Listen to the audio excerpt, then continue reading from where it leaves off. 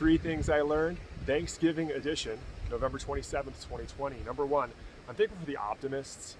Cycles happen, we're in the middle of it right now, and that's when the tough get going. You know, it's also when the pessimists and the paralyzed and the naysayers get very loud. I'm thankful for those who don't accept the way things are supposed to be, the ones who are trying to fix it even on long odds. I've learned that those are the ones who are going to lift your career to the highest highs. When I got to StubHub, I had two bosses, Brad and Colin, who were eternal optimists, and they changed my life forever and how I saw things. There aren't many of them out there because it is a lot easier to be a pessimist, but you want to find the optimist because pessimism isn't fun even when you win. Trust me, I know some of them. That's number one. Number two, I'm thankful for resilience. We work in live events, and here we are still standing on Thanksgiving, and that was by design. I'm thankful for our team of investors and our team who put us through disciplined processes when we were raising money and we were hiring. It seemed like it was a little overboard at some time when we were really looking at character.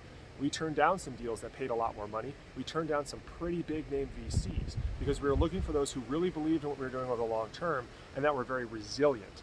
Character matters, and it's far too often overlooked, especially when there's money in the way. Make sure that you're around the resilient and make sure you're around those that are optimistic. That's the second thing I'm thankful for and that I've learned on Thanksgiving 2020.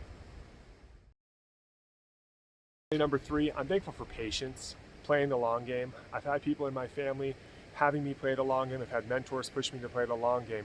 These cycles seem like they take forever. When I went through the first one, didn't get paid for 10 months during the hockey lockout, it felt like a decade. It felt like my entire career was set off. When I went through the second cycle, when we had 14 months of not getting paid here, it felt like I had jettisoned everything that we had learned and had to start from the beginning.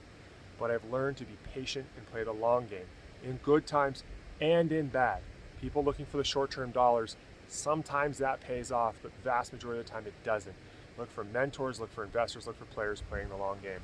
That's it for this week's three things. I'm so thankful for all of you that pay attention. And stay tuned for next week. It's a good one of my favorite stories. Promotion, cinnamon rolls.